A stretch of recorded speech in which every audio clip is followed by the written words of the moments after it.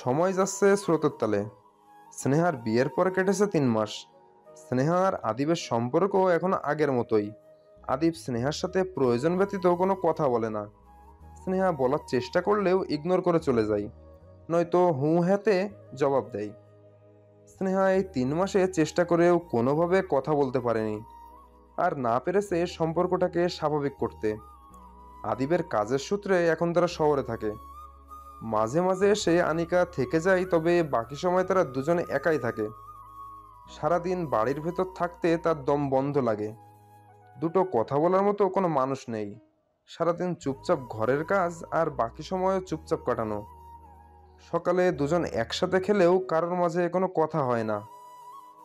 দুপুরে আদিব থাকে না, আর রাতেও বেশিরভাগ দিন আদিব অনেক রাত করে বাড়ি ফেরে। স্নেহা প্রথম প্রথম প্রশ্ন করলেও যখন নিশ্চুপতা ছাড়া কিছুই পায়নি, তখন নিজেও চুপ হয়ে গেছে। এখন আর প্রশ্ন করে না। সকাল থেকে স্নেহার শরীরটা ভালো নেই, জ্বর জ্বর ভাবটা তীব্র। আদিবকে সে কিছুই বলেনি এ বিষয়ে, তবে জ্বর দুপুরের দিকে বেড়ে গিয়ে মাত্রা ছাড়ালো।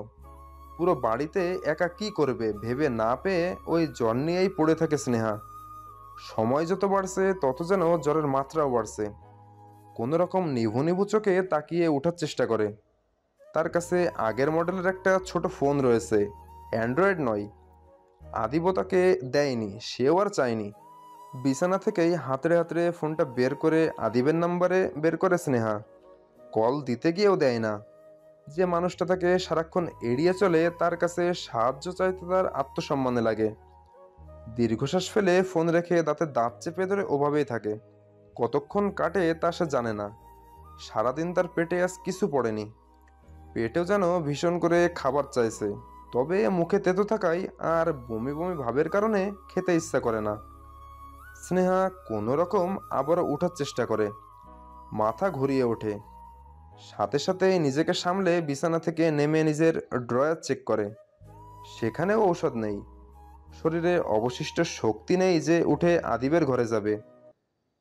তাই বাধ্য হয়ে আবারও শুয়ে পড়ে। দুপুর গড়িয়ে বিকেল হয়, বিকাল গড়িয়ে রাত। স্নেহাও এভাবে পড়ে থাকে। রাত আনুমানিক 10টা বাজতেই বাসার কলিং বেল বেজে ওঠে। দুবার কলিং বেল দেওয়ার পর যখন কোনো সাড়া শব্দ পায় না, তখন আদিব ধরেই নেয় স্নেহা ঘুমিয়েছে। হাতের ঘড়ির দিকে তাকিয়ে ভুরু কুঁচকায়। সম্ভবত স্নেহা এই সময়ে ঘুমায় না। কুঁচকানো ভুরু নিয়েই নিজের পকেটে থাকা চাবি দিয়ে দরজা খুলে ভেতরে ঢোকে আদিব। চারপাশ শুনশান নীরবতা।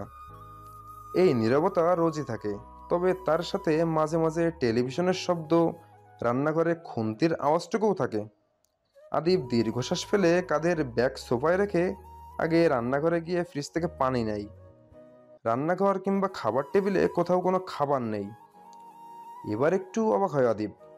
তাই কোনো রকম পানিটুকু খেয়ে গলার টাই ঢিলে করতে করতে এগিয়ে যায় স্নেহার ঘরের দিকে। এলোমেলোভাবে স্নেহাকে শুয়ে থাকতে দেখে দ্রুত পকেট হাতড়ে ফোন বের করে। বরাবরের মতো পরিচিত নাম্বার টেক্সট করে।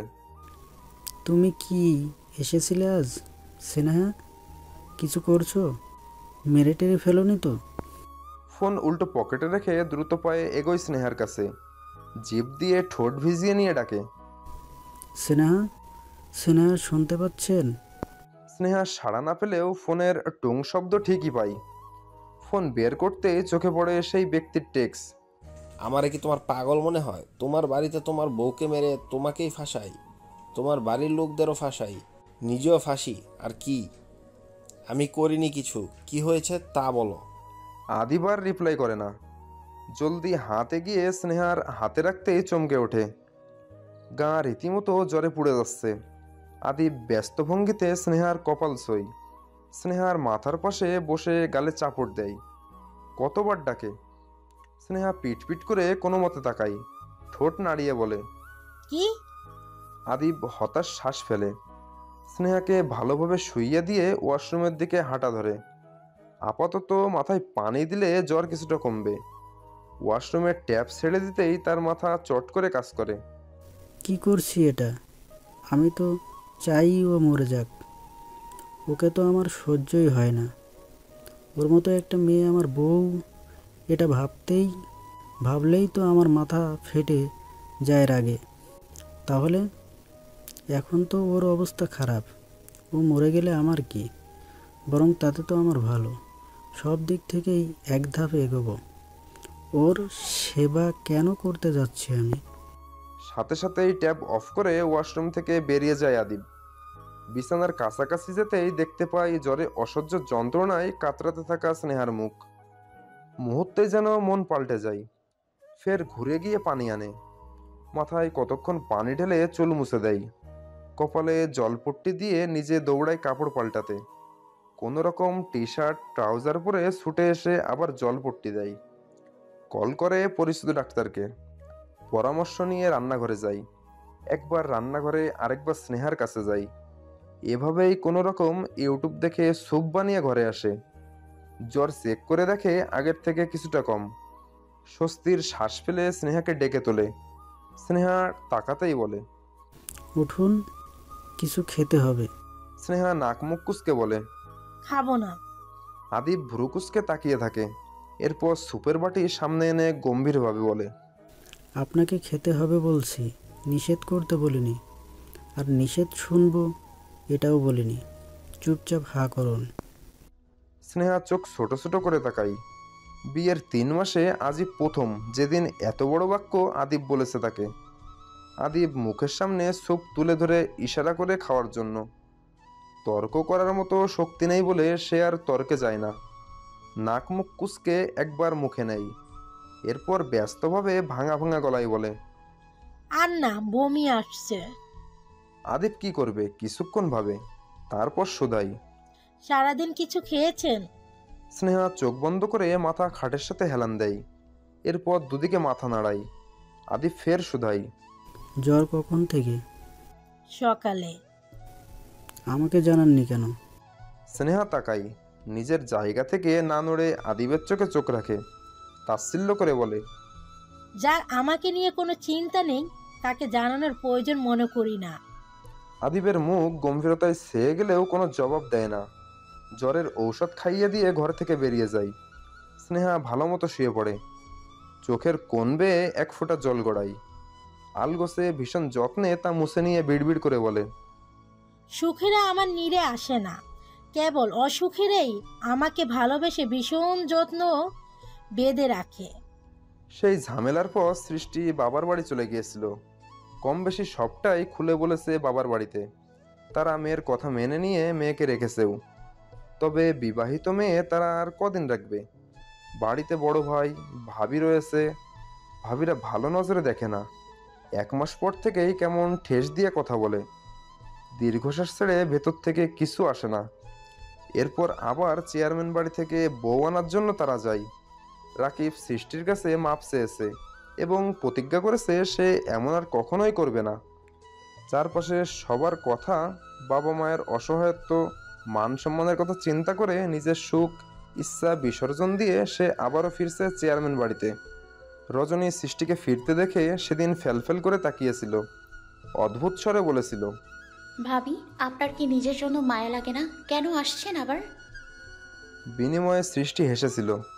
রজনীর গাল ছুঁয়ে দিয়ে বলেছিল, যখন কেউ আমাদের জন্য মায়া করে না, তখন আর নিজের জন্য মায়া করে লাভ কি? রজনী বসে বসে সেদিনের কথাগুলোই ভাবছিল। কদিন আগে তাদের টেস্ট পরীক্ষা শেষ হয়েছে। এখন মাধ্যমিকের প্রস্তুতি নিতে হবে। তবে পড়ালেখায় তার মন নেই। বাড়ির এক একবার এক এক রকম পরিস্থিতিতে তার মনেরও এক এক রকম পরিস্থিতি তৈরি হয়েছে, প্রতিনিয়ত হচ্ছে। গত 3 মাসে বিভোরকে সে হয়তো হাতে গুনে কয়েকবার দেখেছে। ছেলেটা এখন আর এখানে থাকে না। বাড়িতে ঝামেলা হওয়ার পর থেকে সে অন্যত্র থাকে। তবে কোথায় থাকে তা রজনীর কোনো বাড়ির কারোরই জানা নেই। ভেতর থেকে চরমভাবে এক দীর্ঘশ্বাস বেরিয়ে আসে। এর মাঝে রিফা ছুটে আসে। রজনী তার দিকে তাকাতেই বলতে শুরু করে, বিভোর ভাইয়া আসছে রজনী, অ্যাক্সিডেন্ট করেছে, পা ভেঙে গেছে, হাত মুখে কত যে ক্ষত, চল। একদমে কথাগুলো বলেই সে থেমে যায়। রজনীর হাত ধরে টেনে আবার দৌড়াতে শুরু করে। কথাগুলো বুঝতে রজনীর সময় লাগে। যখন মস্তিষ্ক ধরতে পারে তখন যেন অদ্ভুত একটা উত্তেজনা কাজ করে। নিচতলায় বিভোরের বাবার ঘরে বিভোরকে বসিয়ে রাখা হয়েছে। দেয়ালের সাথে হেলান দিয়ে বসে আছে, মাথায় ব্যান্ডেজ, ভাঙা প্লাস্টার করা পাটা বালিশের ওপর রাখা, চোখ বন্ধ করে মাথা এলিয়ে দিয়ে বসে আছে। ঠোঁটের নিচটাও কেটে গেছে। শম্পা আহমেদ কেঁদে বাড়ি মাথায় তুলছেন, পাশ থেকে বাকিরা তাকে সামলাচ্ছেন। বিভোর চোখ বন্ধ করা অবস্থায় ভীষণ শীতল কণ্ঠে বলে, আম্মা, কান্না বন্ধ করেন, আমার কিচ্ছু হয়নি, আমি এখনো বেঁচে আছি, দেখেন। শম্পা আহমেদ ছ্যাঁত করে উঠলেন, ধমকে ওঠেন। মনে মনে হাসে বিভোর। বিভোরের শীতল কণ্ঠ, শরীরের অবস্থা দেখে চোখ ছোট ছোট হয়ে যায়। কতদিন পর দেখা, অথচ মানুষটার কি অবস্থা! বুঝতেই পারে না বিভোরকে দেখার পর মুহূর্তে হঠাৎ তার হৃৎপিণ্ডের গতি বেড়েছে।